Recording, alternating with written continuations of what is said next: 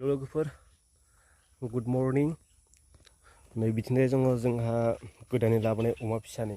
उन्दुना दङ बिथिंजाय बोरमा गन्द्रा बिथिंजाय गय ओमफ्राय नै बेयाव लिसु बिफां बेयाव लिसुआव गोबां फिथाइ दंमोन किन्तु जानानै जोब्बाय ओमफ्राय लोगोफोर नैबे गय बिफांखौ नुदों नङा होमबा दा जोंनि बर' हारिनि गेजेराव मोनसे एंगार हायै नेम दङ दा नोंथांमोना नुदों नैबेयाव गय बिफांनि गुदियाव मा जिगाबजों मेरायनानै खाना दोनदों आरो नैथिंजायबो नैबेयावबो नायनो हागोन आरो नैबेयावबो नै नोंथांमोननो फिदिंनानै देखायबाय सोरगिदिं